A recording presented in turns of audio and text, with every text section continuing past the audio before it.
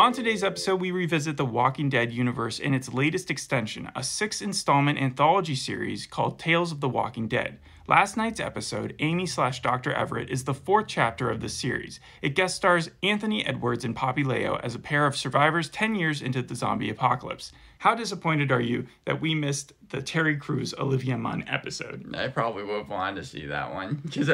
Over this one? I wonder what Terry Crews would have been like in that episode. Do you know what happens? No, but I don't think he'd be like the Everybody Hates Chris dad. Even though Everybody Hates Chris was also on the show earlier, right? On Walking Dead? Yep. That's probably why the connection happened.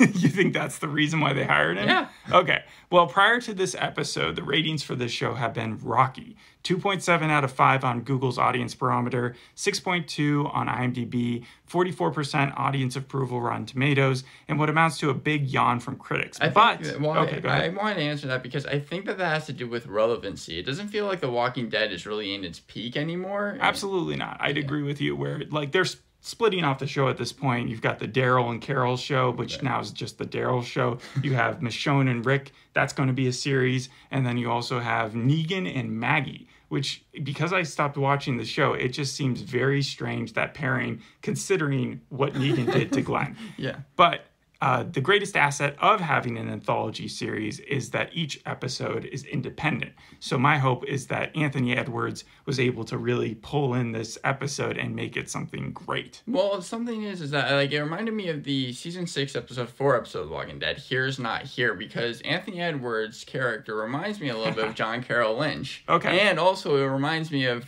just kind of tone-wise, the American Horror Stories thing with John Carroll Lynch in it. The one that I had to watch, I think it was called like movie theater or something, or drive-in, that's what it was. Here's Not Here, you said. Yeah. Now that's funny because that actually comes into play in my next part. Scott M. Gimple, the creator of this series, also the showrunner of The Walking Dead for a while, he's written a ton of the original Walking Dead episodes, and I wanted to go through a couple of them and see what your response would be based on knowing that he created this TV series. And one of them was Here's Not Here.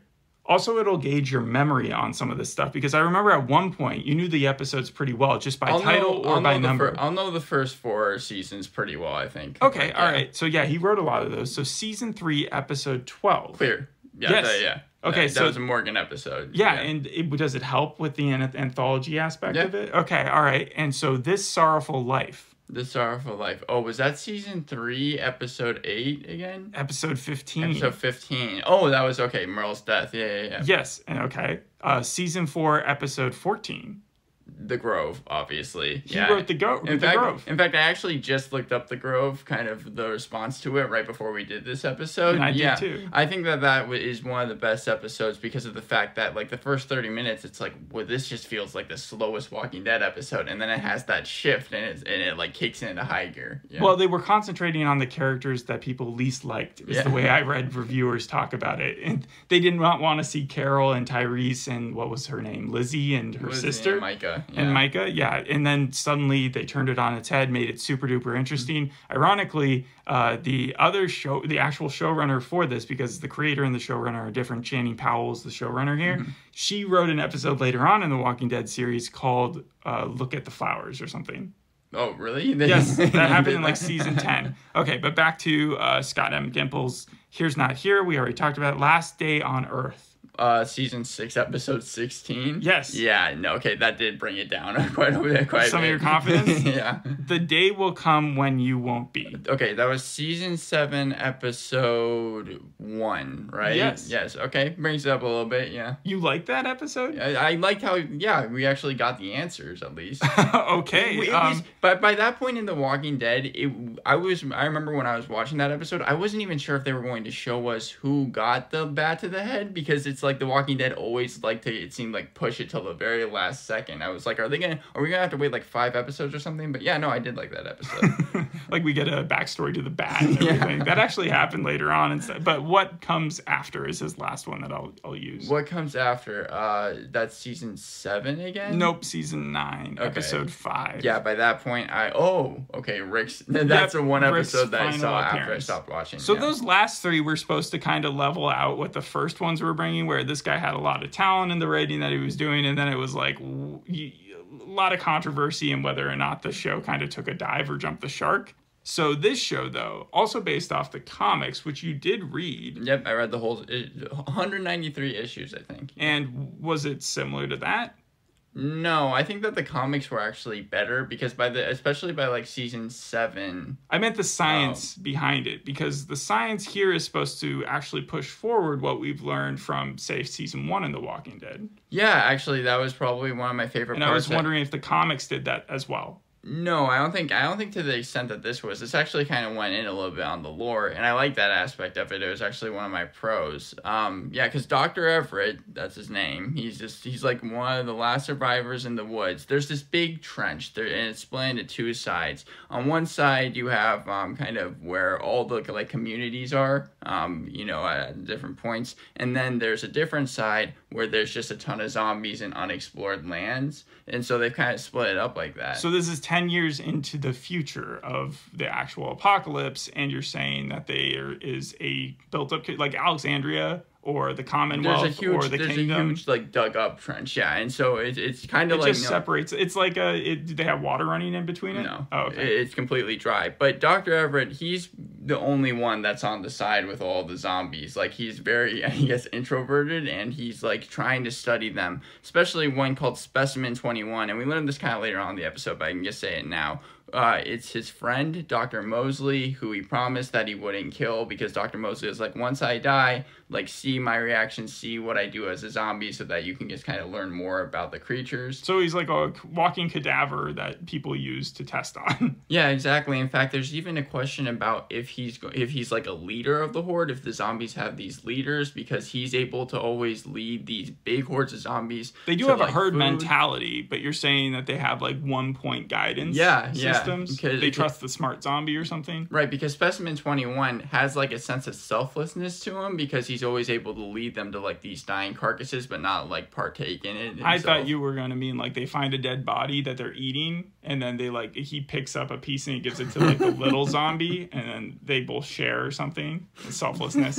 A selfless zombie. Yeah, nothing like that. But then Amy, that's a person, what's her name again? Poppy Layout, yeah. She is like somehow on the other side of the trench, and then Dr. Everett on the same side as Dr. Everett? Yeah, and Dr. Everett is like, ugh. And they don't explain that. Well, they do later on. What she was trying to do is she was trying to see if there was any way they were going to be able to make like another community or civilization. So she's a scout. Right. Exploring that side of the trench. But Dr. Everett, he's almost an environmentalist in that sense. Well, I've heard that she's sort of a hippie too, right? Yeah, but he's more like humans destroy everything. That's the reason why I'm so like away from humans and on this side, is because of the fact that like humans, whenever they get their hands on any type of thing, they always destroy it. And he even shows her some. What was the Thomas Mackenzie movie that like got a lot of acclaim a few years ago? And it was like it wasn't Leave No Trace, but it was like the one where they were living out in the woods, and it's like, yeah, some people just prefer not living around social beings. Right, and he even is able to show Amy like some video. He's like taking video and he's showing her nature, like, and how apparently because humans have like not been roaming the earth so much, like we got some Chernobyl stuff happening. Yeah. Well, animal species are like growing in size, and it reminded me actually a little bit of Avengers Endgame when Captain America is speaking to Black Widow, and he's like, because of the fact that all these humans have been wiped out,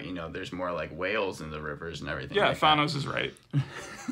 Right, exactly. And they even start out the episode that way. We see like it reminded me also of Planet Earth. I think that's what they were making fun of, because we saw like the flowers blooming, and it was like in this very light like kind of tone. And it also reminds me of the Walking Dead intro. Every season it gets more and more like decrepit. Yeah, so like this is the opposite, where it's like there's growth happening. It's almost showing you the world is improving despite the fact that it has this virus that's controlling the main species that was kind of taking out the world, I guess. Yeah, exactly. But the thing is that like Amy is very annoying to Dr. Everett. That was one thing that she got under his skin. Clear. Yes, very much. So she reminded me. She got under some fan's skin as well. Yeah, I wasn't a huge fan of her character, because she reminded me of like Awkwafina, especially because we did like the show Awkwafina Nora from Queens. Where but you didn't even watch it. But I've seen Awkwafina and other things. Okay. And she was very like loud and kind of had the same outspoken? cadence. Yeah, had the same cadence as Awkwafina. But what happens is that Dr. Everett, like when he's out just kind of studying the zombies again, he comes back. He's trying to find specimen 21 because he ended up losing the location as to where he was. Sorry, I just wanted to say, like, I have no problem with Awkwafina's persona, but imagine her surviving a zombie apocalypse where she is so loud, as you were putting it. It does seem a little odd. Like, this lady would have survived 10 years with that personality. Well, she was living in a community. Must have had, a very strong community around her. But yeah, no, what happens is Amy is like, look, I need to try and find my way back because I'm lost, but I actually found specimen 21, and I will tell you where he is as long as you bring me back to my community. Did he, like, show her a picture of specimen 21? No, but he talks to her about it. But how did she know which exact zombie he was? Just because of the way he acts? Or I think, okay, so Dr. Everett does this thing where he actually marks zombies. We see it at the very end of the episode. He, like, puts tags on them. Oh, and cool. I think he put a tag on. Yeah, that is very nature-like. Yeah. And so that's actually kind of midway through the episode. Amy and Dr. Mosley, they go off, and we see that Dr. Mosley actually starts to care about Amy. He's like, you know what? I'm actually looking for, like, a searcher to do my, like, research with. Do you want to maybe, like, actually just come live with me? This is like a father-daughter type relationship that's bonding happening. It's turning into that, yeah. And Amy is like, well, how about you just actually stay at my community? And just kind of that stuff is going on. And he doesn't like that.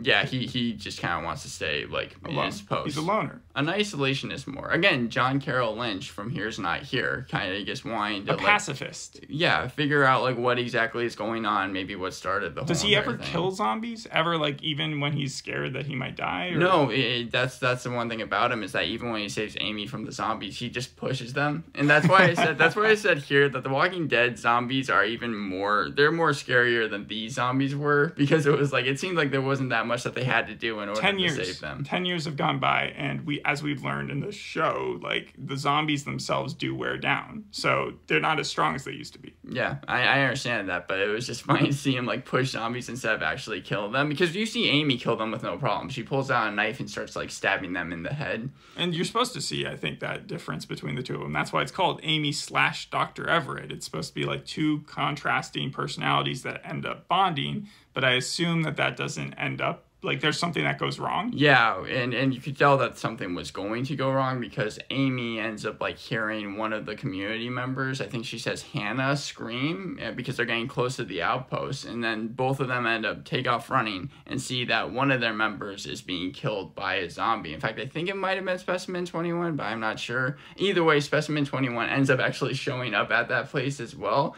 but he ends up falling to a river after falling down a mound, and Dr. Everett loses his mind and is like, oh my god, and tries to fall down the mound as well, but ends up... he still sees Specimen 21 as, like, the doctor that he can save. Yes. Like, his friend that he eventually could cure. No, he knows that the doctor is dead, but again, Specimen 21 is giving him the most information as to this, like, do they follow one specific zombie it's like, general? That's my research, that's my life. Right, yeah. And he couldn't just find another Specimen 21. Right, but when he hurts his knee, he's like, Amy, please help. I'll, like, join your community. I'll do anything, but I really need to save Specimen 21. And she starts to, like, kind of see the cracks in his story because she's like, wait a minute, one of my members just died. And then she's like, I can kind of tell you knew that my community was going to go under siege, like it was going to be attacked by zombies. So he can predict zombie behavior. Yeah, he sees some birds up in the air and he's like, you see those birds? Those birds are always, like, around when death is about to incur. And then Amy is like, she kind of vultures? Yeah, and it reminded me a little bit of almost Harry Osborn from Spider-Man 2 as well. A lot of superhero things, because she's like, she can't tell if she actually wants to save Specimen 21 or if she wants to go to her community, but she ends up actually helping Dr. Everett. Dr. Everett gets a rope and is able to get Specimen 21, and right as they're bringing Specimen 21 back to, like, the actual thing, where as they're about to get him out of the lake, someone shoots him. An alligator comes out and eats him. Oh, well, that's better. And Dr. Everett is it a zombie alligator? Is that a thing? Oh, okay. No, but Dr. Everett, it is, like, my research, my life, because he almost runs in afterwards and, just, like, into the alligator's mouth. Give him back. and Amy is like, no, like, you're such a hypocrite. And then that's when they have, like, a full blown argument. Amy's really mad that he didn't tell her that, like, that her community was going to be attacked by zombies. And then Amy is like, you know what, I'd rather die with my community than just, like, live alone with you. Like, you're pathetic.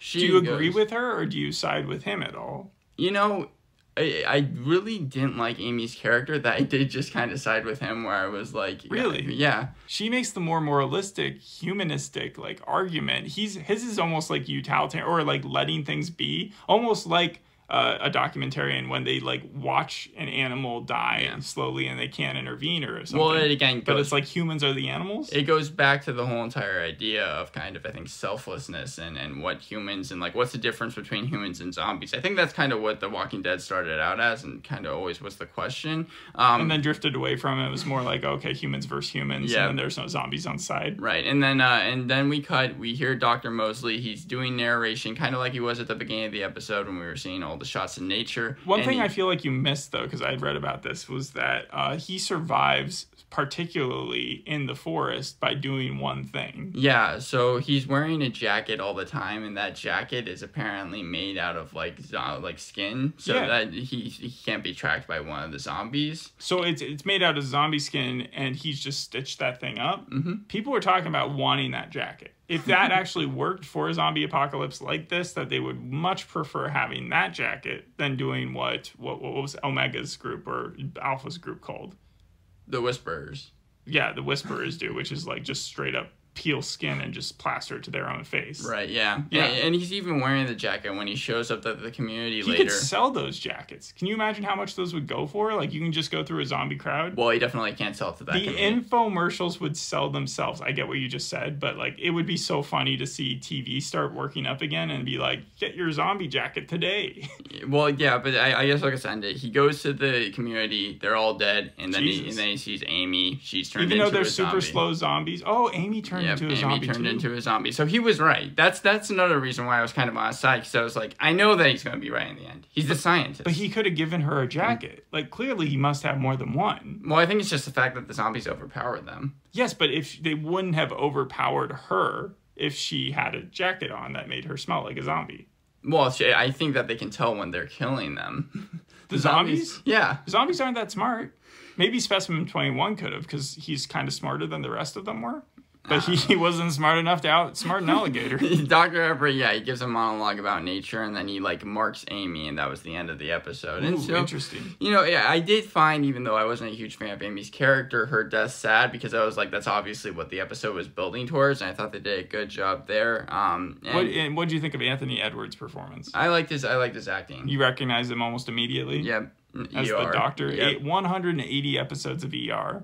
And also, I like the fact that it reminded me of Ash versus the Evil Dead, because Amy, her hand is, like, completely duct taped, and she has, like, a tusk at the very end of it, and that's how she kills some of the zombies, kind of like the chainsaw in Ash versus the Evil Dead, being duct taped to his hand. So I like that as well. The tone I thought was good, and it actually does bring up some questions that I feel like fans had kind of had when The Walking Dead was going on. Like, what happens when all humans die? Do the zombies packs have, like, a leader? All that type of stuff. The lore I thought was good. And I like how the show isn't based on any comic books, because I kind of already said this, but when we got to later seasons of The Walking Dead, things come to mind, like the ending to All Out War, season 7 finale. It was like my favorite issues where you saw a lot of actions or like interesting things happen kind of came across really horror on screen. Portrayals of it, not as like intense as the comic books made it seem. Is that where the tiger did some stuff? Yes. Yeah. Okay. And so like here I was like, yes, I like how they're going dark with it, but also it's not based on any pre-existing material. Did the alligator look fake? Was it good CGI or not? You only see it for a couple seconds, but I believed it was real. Yeah, the less time that you spend on it, the better. Yeah. Good.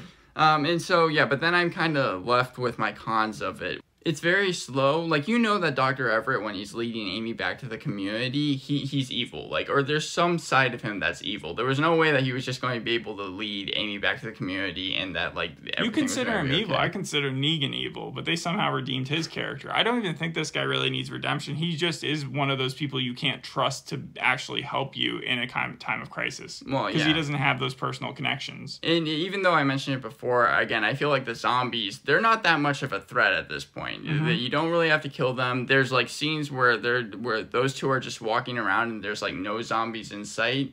That's always kind of been like one of my flaws with The Walking Dead in general, but here it was even to a bigger extent. But I mean, they still do the zombie school thing. I'm just wondering if they do it for this show as big as they do for the other show. Right. Like they hire 200 some extras every season, and then they keep on bringing back. And this has also been filmed in Georgia, so I guess you could have like pulled some of the extras from The Walking Dead and then pulled them over to this show. I wonder how often that happens. Go ahead.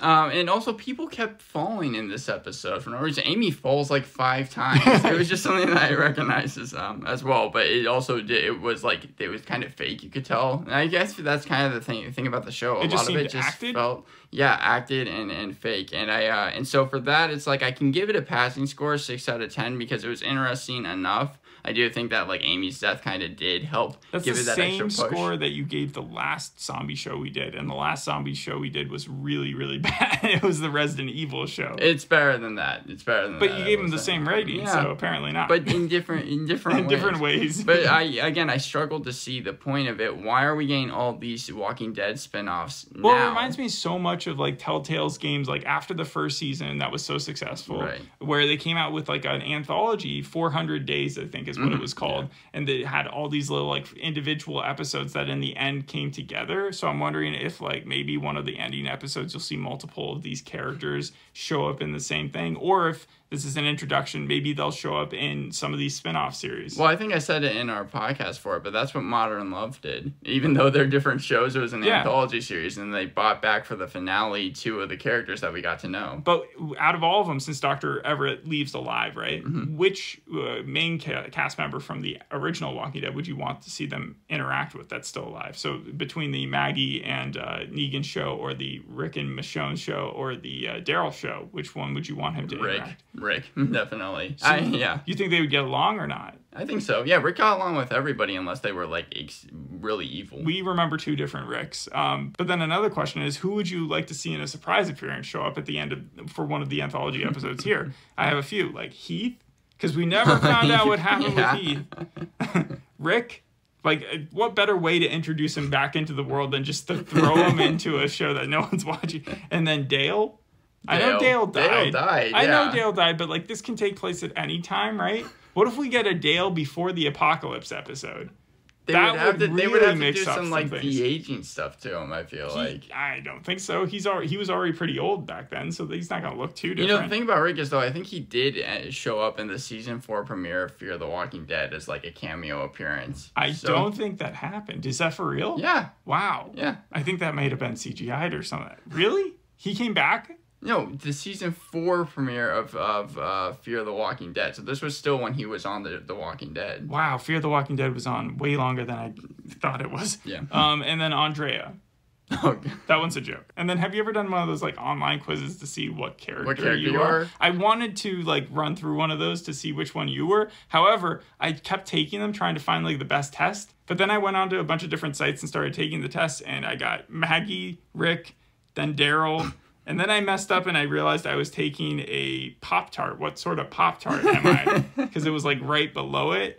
And the dumb thing was like I was halfway through the questions and I was making them make sense to me in my brain. Right. Like, what's your favorite type sunset? And I was like, well, this question has to apply to like where I would rather be in the world. And that makes sense. What's your favorite color? Like that type of thing. And yeah, it took way too long to realize that. And then I realized they were all just BS. So I'm sorry, but we're not going to do that. Wait, you didn't see what you got for that? For the Pop-Tart? Yeah. Oh, no, I did, but I meant like we're not going to do a what character are you? What character would you want to be in the show? Rick. I always liked Rick, yeah. Okay. And then, I got cookies and cream, whatever that means. I've never heard of a Pop-Tart cookies and cream. You never had Pop-Tart cookies and cream? I have. Oh, gross. When I was really young. It looked really gross. Yeah. The writer for the episode, Amadou Garba, has also written for things like The Girl from Plainville, which we did, Dr. Death, which we did. The director, Haifa Al-Mansour, is actually the first female Saudi filmmaker. She directed episodes of Archive 81 and The Wilds, which was recently canceled as well. Archive 81 and The Wilds have both been now. Oh. But we did both those shows. Yeah. Yeah. And that was just an interesting fact on the side thing. Would you watch any more of the series? No. It does feel like for the remaining 3 shows that they have coming out, that it's the equivalent of them breaking up at the beginning of the season and being like, you guys go over here, you guys, and then in like mid-season finale form, they're all going to come together. Like, that would be really annoying if The Walking Dead isn't actually ending and they're just finding a way in which to, like, make more money because they're splitting up different shows. I don't know why they think... This is so weird because, yeah, you have one show that used to be the most popular one in the world, right? And still, does it? I don't know. Is it still? No. Okay, well, they're breaking it apart thinking that will increase viewership. It's so strange. Like, maybe they're thinking one of these will have to hit. But if the Rick one goes well, does that mean Andrew Lincoln is coming back? Well, you said... Has he spent enough time with his family? You said it was going to be a mini-series, though, right? It's like 6 episodes. Yeah, so it's probably not going to be anything like season 2. It's probably going to be like WandaVision limited series. Maybe. All right. Well, thanks for listening. We'll see you on the next episode. Hope you enjoyed this one. Bye. Bye.